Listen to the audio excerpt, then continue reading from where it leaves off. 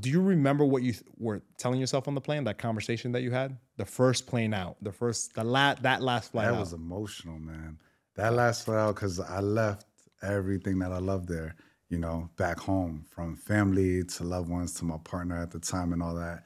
And it was like, am I doing the right thing? Like, I'm bugging. Like, I was like, I'm crazy for doing this. Right. And the first awakening, I don't know why on my recruitment trip, I didn't hear the call to prayer, And it's a beautiful sound, but when you hear that from the first time and you're not used to it, Right. I'm here and then I hear the call of prayer. At 4 something in the morning. Yeah. No, I heard it in the daytime because It was I landed. It's in the the daytime. Okay. So I'm walking around. I'm like, and everybody's, and it was a summer. No, it wasn't summertime. But when I was walking, it seemed very eerie. No one was around. I'm like, nah, what's going down? Like, I can't understand the language. Right. So I'm like, something's going down. Should I seek shelter or something like that? But then someone told me, like, no, it's the call of prayer and all that. And it's interesting because now sometimes I'll go to the mosque, the Grand Mosque. We live like 15 minutes by it, and it's a peaceful place, and it's calming to me now, that call of prayer. But yeah, on that way, I was like, man, I teared up a bit. Then I got happy. So, but it wasn't until a year till I said, like, oh, this is where I'm supposed to be. Okay. And then, when you're growing, there's a lot of pain to it, Yeah, but man. Then when you reach that place and you're always constantly pushing yourself to grow, it's like, all right, I'm supposed to be here. And then you still feel comfortable in your own skin and in yourself. Yeah. So I think when I have those moments, I'm like, all right, I got it.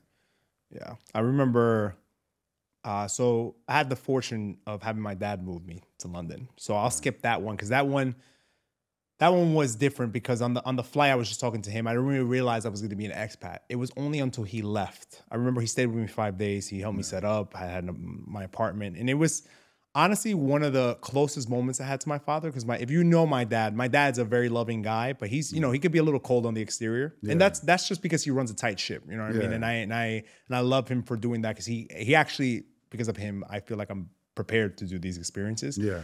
But I remember that was like one of the, we got to spend one-on-one time together. I saw a different side of him or whatever. But and I saw that he actually cared. He's like, nah, I don't want you living here. I was like, I'm almost a 30-year-old man. What do you care about where I live? He's like, nah, I saw the parent out of him come out. But I remember when he left, he closed the door, dapped him up, and he closed the door. And that night, I remember going out, buying some groceries. I came back and I was like, there ain't nobody here, man.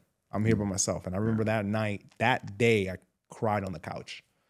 Yeah, no, I'm serious, man. I called my mom and I was like, man, I'm by myself. Like, this is the first time in my life where that Sunday, I won't be able to just drive 5 minutes to my dad's house to go see him. I won't be able to just call my brother, yo, do you want to go here? Or my cousin, go here. Or my boy to go here, right? I had to make new friends. And my friends, look, I love my friends, but their life doesn't revolve around me. So they're not going to be available when I'm available. So there may be some weekends, some days where I want to do something, they're not available. Yeah. Family members will tend to maybe go out of their way for you a little bit to make things happen. Your parents are always going to be there for you. Yeah. On the way here to the UAE, I remember on that 13-hour flight, thinking to myself, man, am I making the right decision?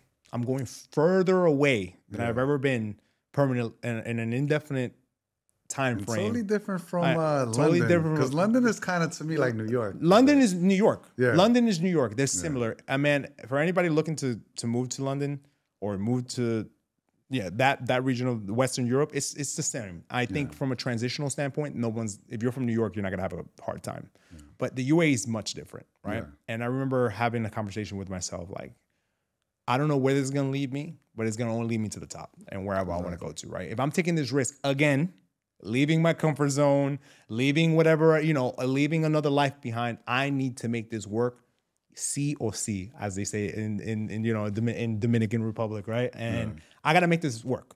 And I landed, I made it work. 2.5 years later, man, I met you.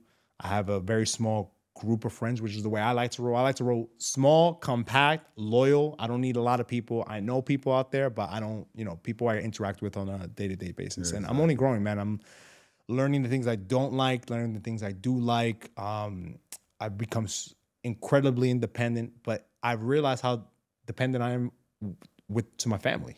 You know what I mean? To that support system. They've got me since day one. Those are my day ones, right? Yeah. So, but I've learned to get support from afar. Yeah. it's not like sometimes you want that physical touch here. Sometimes you want your mom, like, like that home cooked meal. But I've learned to sort of accept it from afar.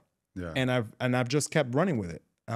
So it's been a journey, man. And it's one I don't see myself leaving anytime soon. There's so many great things going on. To what you said earlier on in the episode, the basketball's coming, right? They're bringing entertainment here. There's restaurants.